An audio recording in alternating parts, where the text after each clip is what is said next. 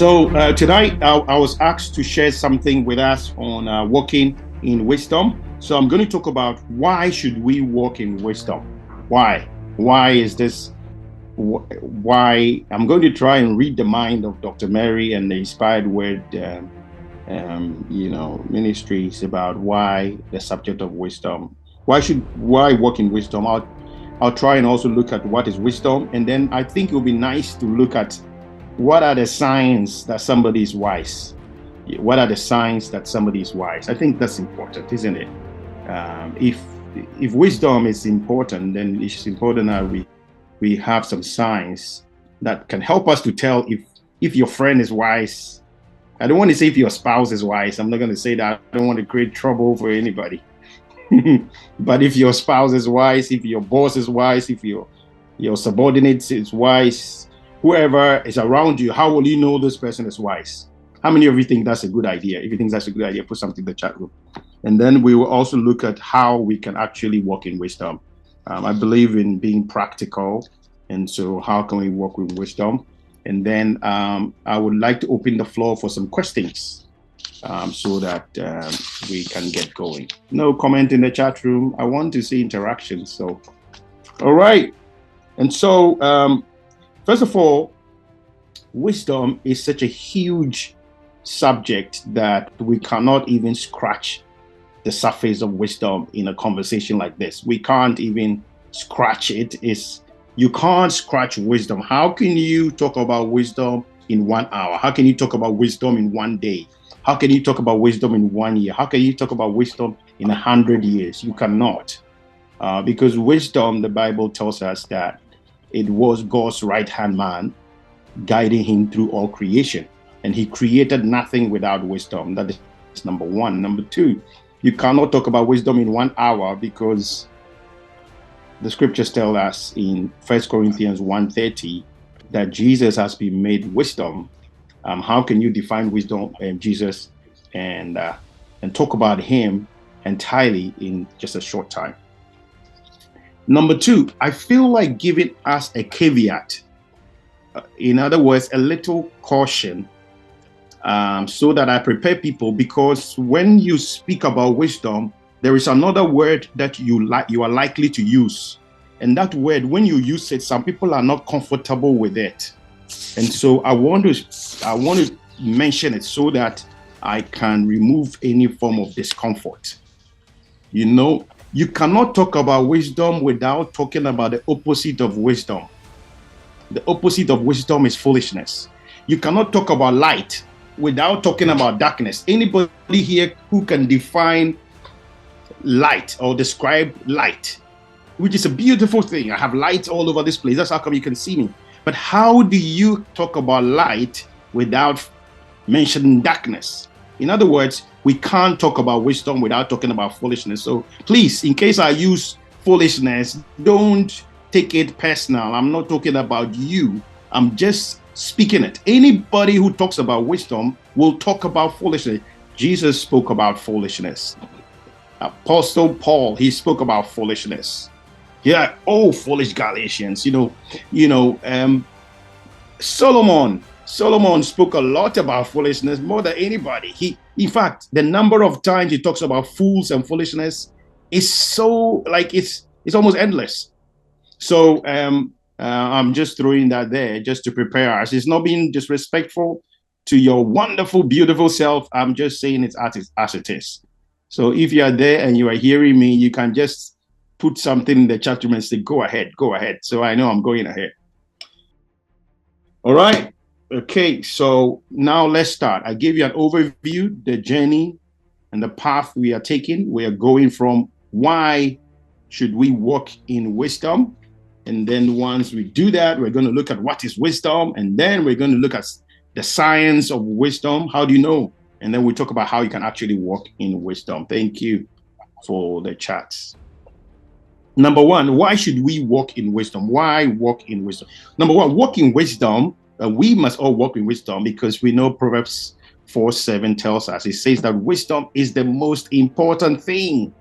The most important thing. Can you imagine that for all the things we thought about possessions, all the possessions we could ever think, whether it was a yacht, whether it's a great mansion, whether it's millions of dollars or pounds or naira or rands or cedis, that the most important possession is wisdom. Proverbs 4:7.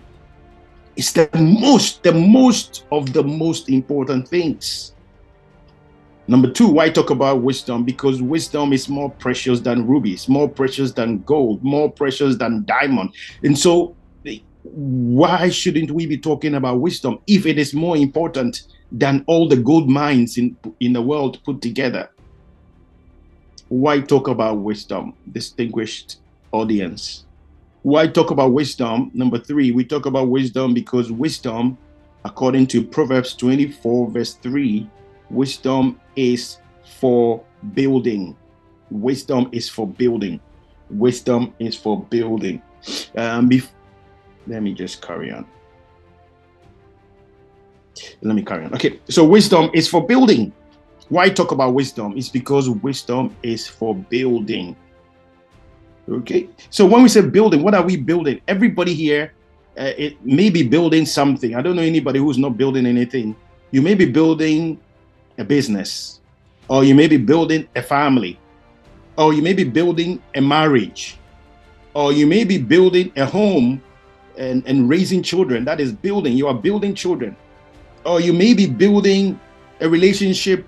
It may be a normal friendship, but you are building something. You may be building a career. I'm sure everybody here is building one form of a career or the other. I am building many things, building physical buildings, building, relationships, building a home, building a family, raising children, building friendships, building my career. I'm building my life, and I'm building things around me.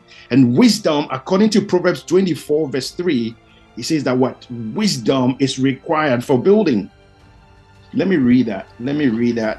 So that we know, and it's not like I'm just saying this from the top of my head. Proverbs chapter 24. Okay. It says, a house is built by wisdom, and it is established by understanding. A house is built. It's not just a physical house. Anything that you are building, it is by wisdom that you build. In fact, without wisdom, you can never build a physical house. Without wisdom, you cannot build a marriage. Marriage is built by wisdom. Without wisdom, it will fail. And I can give you many personal examples. I can give you many decisions that I have made or that I've observed people make that make or break homes.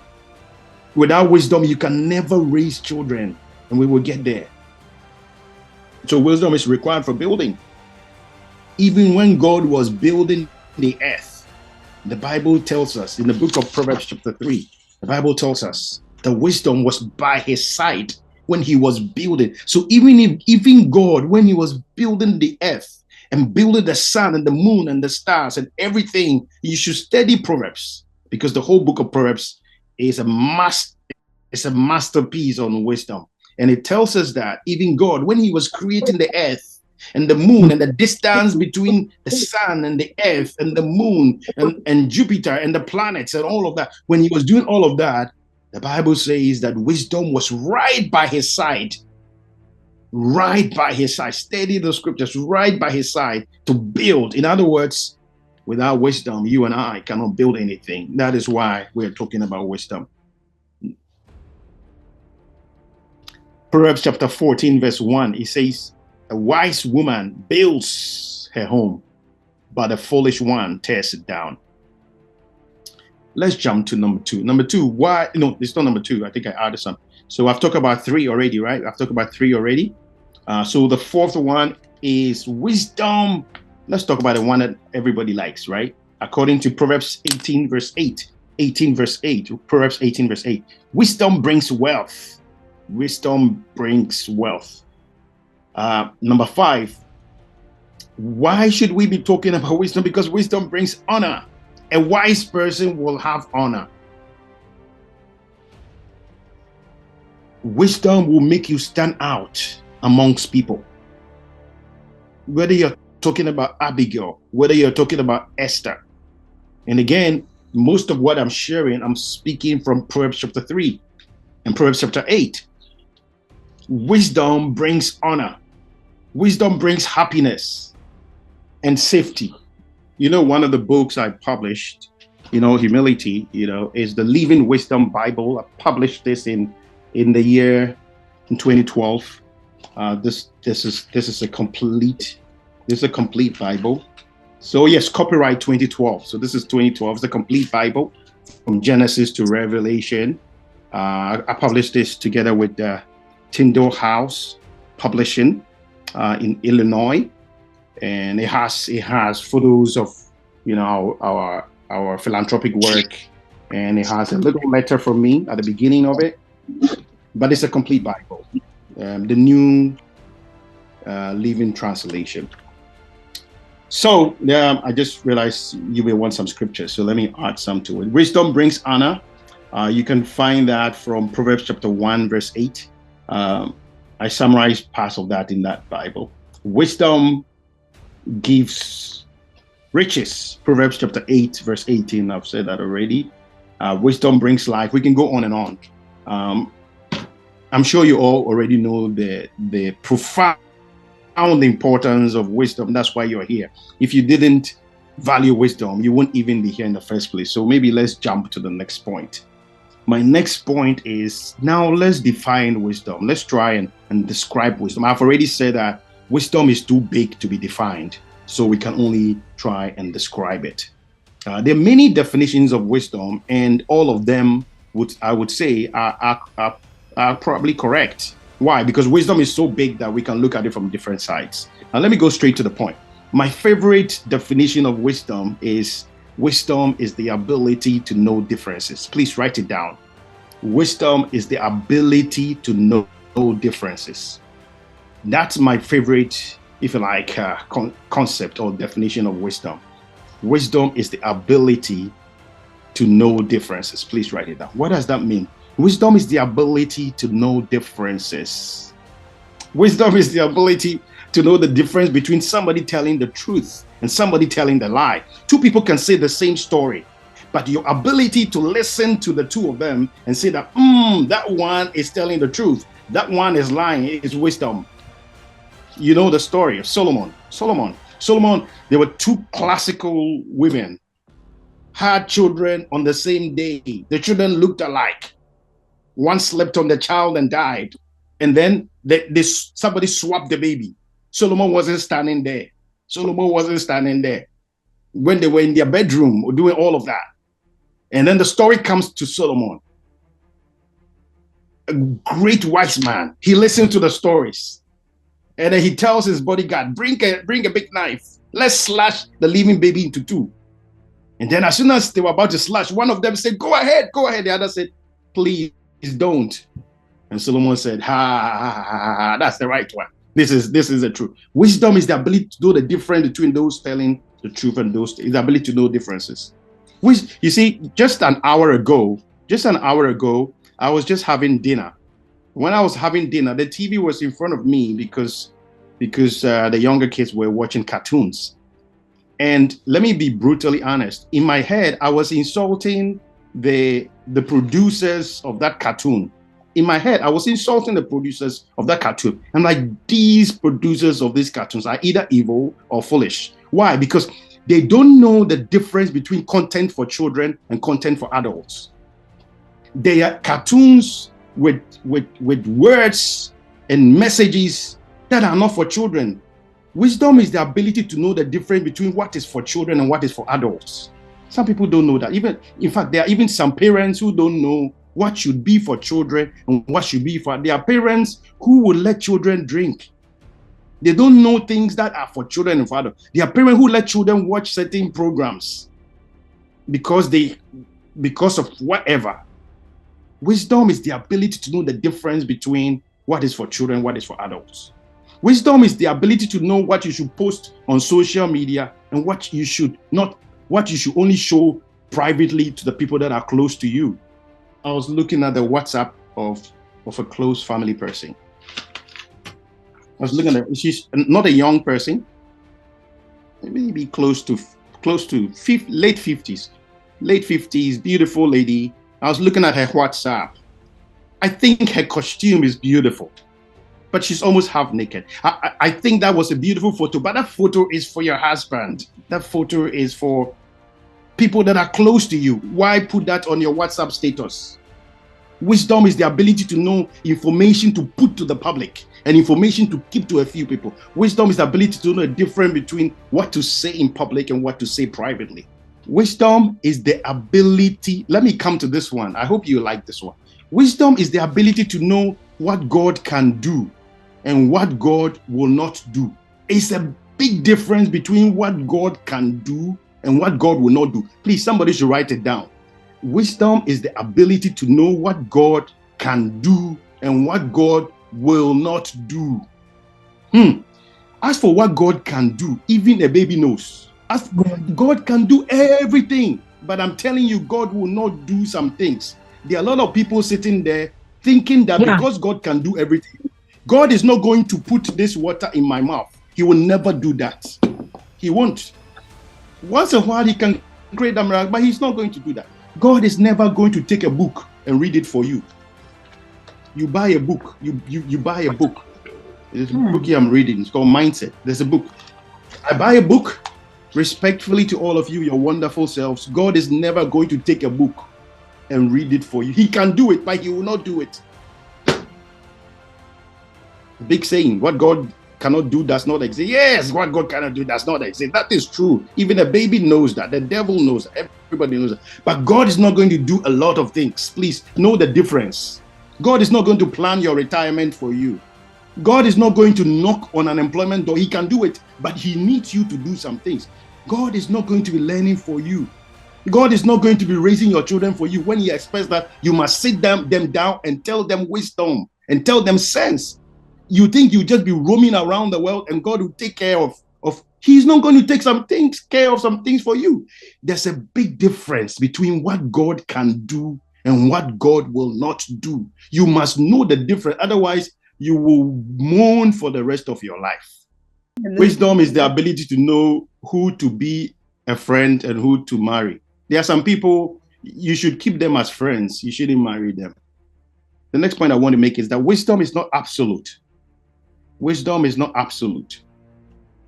When I say wisdom is not absolute, it means that there is nobody who is 100% wise. Before I explain that, let me talk about the dimensions of wisdom so that you can understand that point.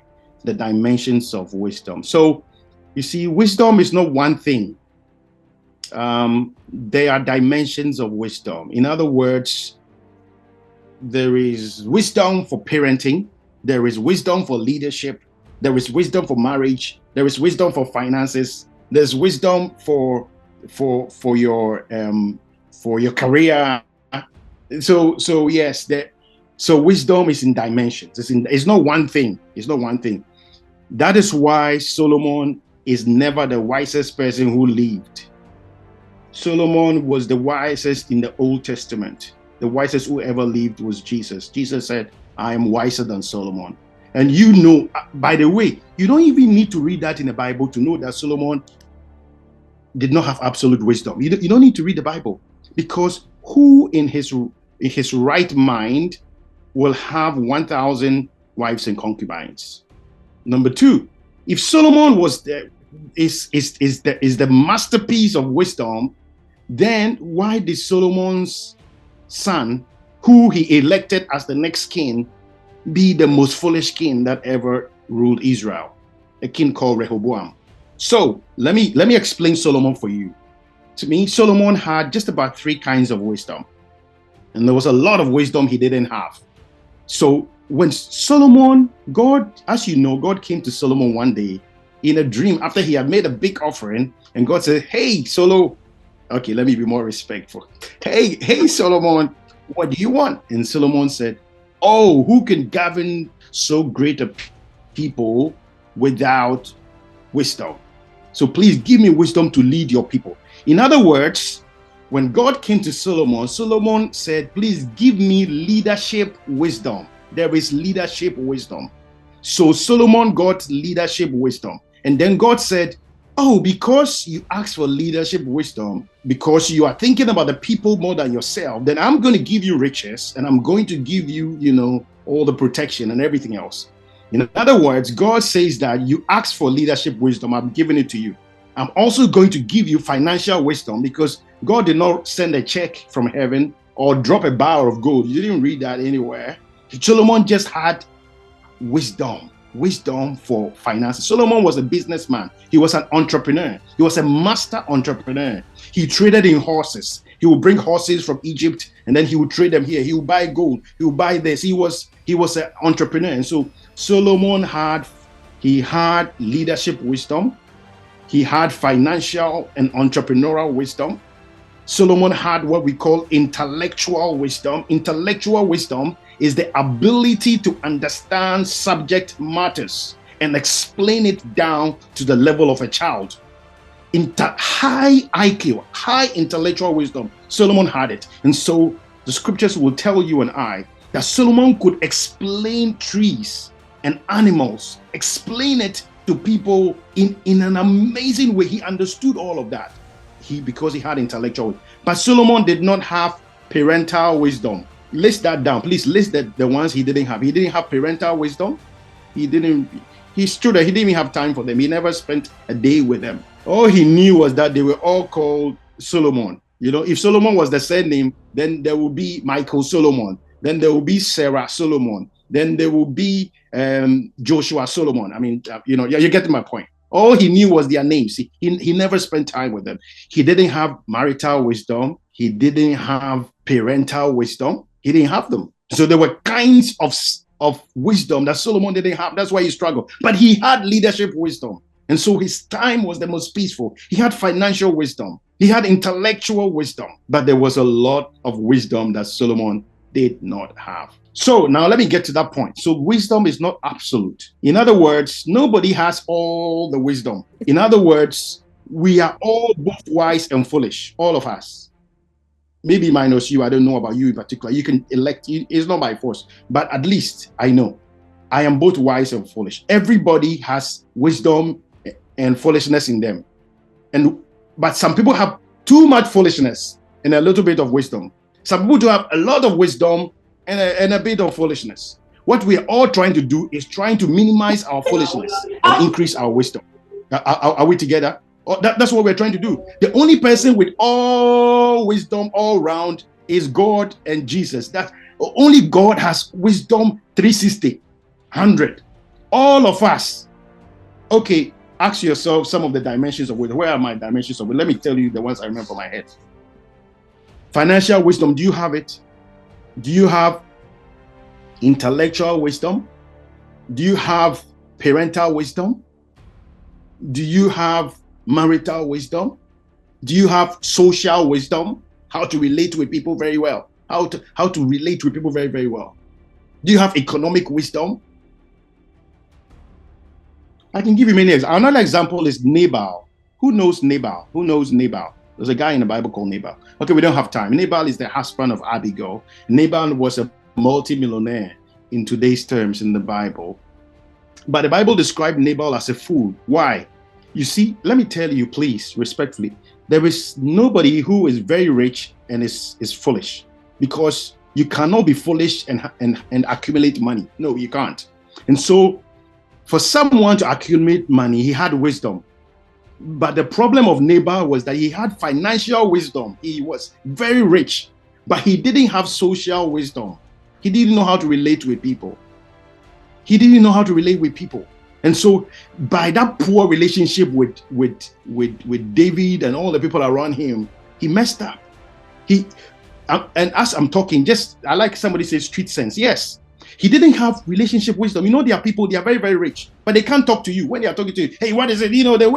The way they come across is a lack of wisdom. But financially, they are very, very, very, very, very smart. And so the truth is that everybody has foolishness and wisdom. And the question is, how is the proportion of your wisdom and foolishness? Anyway, now let me get to the last but one part. Last but one, what are the signs of wisdom? How do you know that the person who is your friend is wise? How do you know the next person to you is wise? Number one, how do you know a wise human being? How do you know that this person is really, really, really wise? You're trying to pick a friend. Let me go straight to it. Number one, you know a wise person by their words. Number one, you know a wise person by their words. You know a wise person by the words they speak. James chapter 3, verse 2. He says, the tongue is a little member of the body, and yet it speaks boastful things. And if anybody can control their tongue and their words, the person is truly matured and the person is truly wise. You know, you meet somebody and the person looks well dressed and, beautiful or handsome and everything, and they are okay until they open their mouth. And then you wonder what sort of person this is. You meet a beautiful person and the horrible words they can speak. You know a wise person by the way they speak. A wise person, when they are angry, they are quiet. And they choose their words. Their words come very carefully. Anybody who can spill words just like that isn't wise. So you know a wise person. You can also write down Proverbs chapter 17, verse 27. Maybe let me read that one. That is the first way you know a wise person. Is by what they say and what they don't say. Proverbs chapter 17, verse 27, it says, the intelligent or the wise person beholds his words, and one who keeps a cool head is a man of understanding. This is the Hallman translation, but you can check the other ones. But he who beholds his words is wise. That's the first way you know a wise person. You want to know a wise woman? The words. A wise man, the words to speak. Number two, quick. How do you know a wise person? By their level of humility. Humility is simple wisdom. By their level of humility. They have a position and yet they are very humble. They are not boastful. They can serve. They don't throw their weight about. Do you know why humility is so humble? It's such a mark of wisdom. It is because humility is common sense. Humility is common sense. Okay? Example. Which one should I give? Let me give maybe a personal example. Let's say I win an award recently. Okay? Maybe I get an award. I get an award and then I go about throwing my weight about, hey, I just won an award. I am the best guy. I am this, I am that, I am that. And that is obviously pride. I'm just, bragging about, I just won this. I did it. I did it all by myself. I am amazing. I am smart. Okay.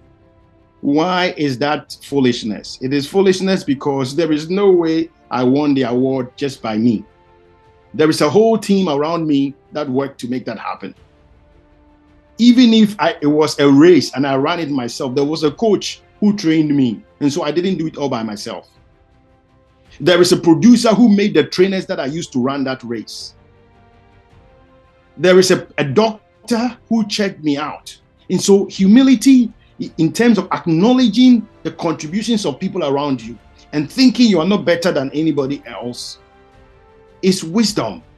And humility will protect you from God's distraction because God opposes the proud. And so if you choose to go the path of pride, it's a path of foolishness because you will end up meeting God in that way and God will fight you back. Humility is a mark of wisdom. Let me give an example from the ancient Romans. When they went for battle and they were coming back to Rome, millions or hundreds of thousands of people will line up the streets of Rome.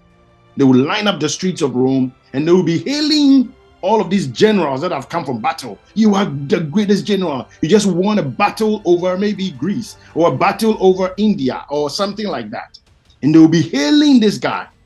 But the wisest of the generals, what they did was that they always had an assistant standing behind them. And as people were praising them, that general's assistant will always say, "Memento mori." He will whisper into the ears of the general as they are flowing the general fans. They will whisper and say, "Memento mori, memento mori." What does that mean? Remember, you are mortal. Remember, you are a human being. Remember, you are not a god. Remember, you will die one day. So humility is wisdom. The wise ones, they never forgot that they were human beings. Let me carry on. Number 3. How do you know a wise person? By their ability to live with their enemies. How do you know a wise person? Yes, by the person's ability to handle their enemies. If all you are doing is trying to make sure your enemies are all dead, if all you are doing is your enemy, you just want to kill that enemy, you just want to see that enemy destroyed, it's a lack of wisdom. Look at Jesus. He could hang around Judas. The way you handle your enemies is a mark of your wisdom. Look at Martin Luther King. Why do we still celebrate that guy? The way you handle your enemies. Look at Mahatma Gandhi. He may not be a Christian, but if you study his life, the way he handled his enemies, wisdom. Look at Mandela. And I know in Africa it may be a little controversial, but look at Mandela. The way when he was going to prison, the way he handled his enemy, he changed by the time he was out of prison. Look at Jesus. The way he handled his enemies. He was always blessing. Even when they were going to crucify him and somebody cut off the ear of one of his enemies, he picked the ear up. He literally picked the ear and put it back in the person's place. The way you handle your enemies. Please, is somebody writing it? What is the first mark of wisdom? Please write in the chat room so I know you are there. What is the second one? What is the third one? Number 4. How do you know a wise person? A wise person has balance. Balance between spirituality and wisdom. There are people whose life is not balanced. Everything is spiritual. Every problem is spiritual. Even when they are sick, everything is spiritual. No. That's not wisdom. If God wanted everything to be spiritual, he wouldn't have made you a human being. He would have made you an angel. And there are also people who everything is natural. They don't have any spiritual dimension to their lives. And that is ignoring the fact that the human being is a spirit as well. And so ability to balance things when there are problems. If you want to know a wise person, the wise person is the one that when they have a problem, they look at the spiritual side and then they look at the wisdom side and they put the two together. That is wisdom. How do you know a wise person? Let's talk about this one. This is very important. Let me talk about that one as the last point, and then I will just run through how to walk in wisdom, and then I'm done. How do you know a wise person? Proverbs chapter 1 verse 7. I know that's your favorite scripture on wisdom. I know that's your favorite scripture. So if I don't say it, some people will write me a long email. Okay, how do you know a wise person? A wise person is Proverbs chapter 1 verse 7. It's God-fearing. But let me explain what it means to be God-fearing. Let me explain that one because people get it wrong. Good. So a wise person, if you want to know a wise person, is somebody who fears God. But let's understand what the fear of God means, because 99% of people I have heard, they don't really understand it. They think it is reverence, just reverencing God. You see, please, respectfully, as for reverencing God, the devil reverences God. The devil knows that God is God. Because nobody can deny power. You may not like a powerful person, but you cannot deny that they are powerful, and you have to respect them. Somebody said that even a madman will never go and slap an armed military man. Have you seen a mad person going to slap a military person with a gun in their hand? Even a mad person has the reverence about a military person with a gun. The mad person will never do that. And so the devil knows and reverences God and fears God. So if the fear of God is about reverence, then there is no difference. The fear of God is in Proverbs chapter 8 verse 13. The fear of God is Proverbs 8 verse 13. That is the fear of God. That is where wisdom begins. The fear of God is to hate evil. The fear of God is to hate evil. In other words, the wise person is the one that hates evil. Everything that is evil, they hate it. If somebody is destroying somebody, they will not be part of it. If somebody is being corrupt, they will not be part of it. They will run away. They will deny it. They will reject it. There are people, when things are bad and it's benefiting them, they'll keep quiet. Oh, it's okay. If somebody is stealing, somebody is doing the wrong thing, and they will get a share of it, it's fine. They won't talk about it. It's okay. A lot of things goes around in society. A lot of things goes around in churches. A lot of things goes around everywhere. But the fear of God, those who claim to fear God, but they will shut up, they will embrace evil, they will enjoy evil as long as the evil is benefiting them. The fear of God is to hate evil. So when you hate evil, whether you go to church or not, you are starting to be wise. That is why there are a lot of wise people who are not Christians, because the fear of God doesn't require for you to be a Christian. There are people who don't go to church. There are people who are traditional. They are even idol worshippers, but they fear God. They will never steal. They will never cheat. If they borrow from you and they say I will bring it back in 1 month, they will bring it back. They don't go to church. They worship idols, but that person is wiser than a Christian. The fear of God is the beginning of wisdom. Fools despise knowledge and understanding. And so, to be a wise person, you must hate evil. What you don't want to be done to you, you will never do to anybody else. All right, now let me conclude on how to walk in wisdom. Number one, if you want to walk in wisdom, and if I want to walk in wisdom, I must have a passion for wisdom. Number one is passion. I'm running through so someone can put in the chat room. Thank you, Manuela. Yeah, we're friends. Passion for wisdom. You must have a passion for it. That's what Solomon had. And that's what any wise person will ever have. Passion, hunger for wisdom. You must hunger for it. Number two, you must fear God. If you're going to walk in wisdom, number two, you must fear God. You understand? I've explained the fear of God. I said the fear of God is not just about reverence. Reverence is reverence. There's nothing special about reverence, because as for reverence, even the devil reverences God. I've said a military person with a gun, a madman would never go and a madman even understands reverence. The fear of God is to hate evil. I've said it. Proverbs chapter 8, verse 13. Number three, how do you walk in wisdom? Is by James 1:5. Praying for it every day, praying for it every single day. I don't know about you. I will not force it on you, but I do pray for wisdom every day. Why? Because I've already explained that we all have wisdom and foolishness in us. The more you pray for wisdom, you are reducing your foolishness and increasing your wisdom. That is why we have to pray every day, because it's not all going to change in one day. As you are praying for wisdom, the foolishness is shrinking and the wisdom is expanding. That is why we pray for wisdom.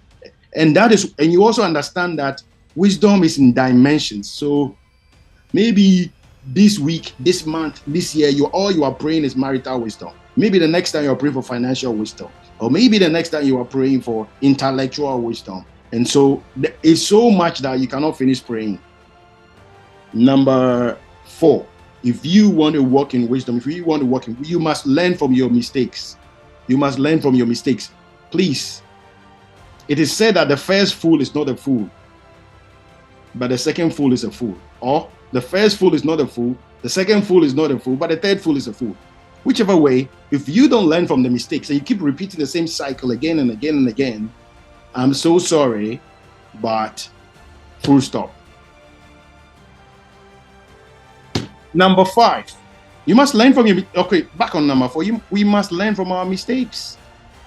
What mistakes have we made? And some of us, we don't even admit our mistakes. And so if you don't admit your mistakes, how are you going to learn from it? Some of us, we explain all our mistakes. We will never say that, oh, I made them. No, we will always have an excuse. It wasn't my fault. It was that person's fault. And and this one happened and all of that. That is why I did this. I failed this exam because, the teacher didn't teach well. And this one didn't do that. You know what? I was sacked from the job because my boss is a wicked man. My boss is from that part of the region, and my nonsense. Please, respectfully, admit your own mistakes and learn from them and move forward. You'll be wise. Number five, if you want to walk in wisdom, if we want to walk in wisdom, we must study history. History. You must study history. The history of your family. Do you know the history of your family? Do you know the history of your family? There are families where people get rich, but at the end, they become broke in the end. Do you know the history of your nation? Do you know the history of Africa? Do you know the history of Europe, wherever you are from? You must study history, because Solomon said there is nothing new under the sun. Cycles repeat itself. You know, a lot of the time we hear messages about breaking altars and breaking ancestral curses. And with all respect, it's fine. It's not enough to go and break ancestral curse. Study the history and change the lifestyle. If somebody said that, this one, let me not mention the person, but somebody said that if in your family there is alcoholism, your grandfather was an alcoholic, your father was an alcoholic, or your mother was an alcoholic, and you see alcoholism running through your family, it means you must be very careful. If some people can taste wine, you should stay away. When you see wine, you must pass here, because it is in your family. Wisdom, steady your family. Don't just go and bind and break and go away. Change your lifestyle, because you can bind and lose. And after that, if you are still living the same way, the same lifestyle of your ancestors or your parents or your whatever, if you can pray all you want, but if you don't change your lifestyle, you will get the same results. Albert Einstein told us, he says that what? Foolishness is doing things the same way and expecting a different result.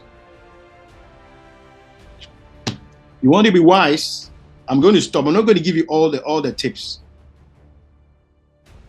I'll say the last one out of all of them. If you want to be wise, you must think a lot about death. A wise person, Ecclesiastes 7:4. Please put it there. Ecclesiastes 7:4.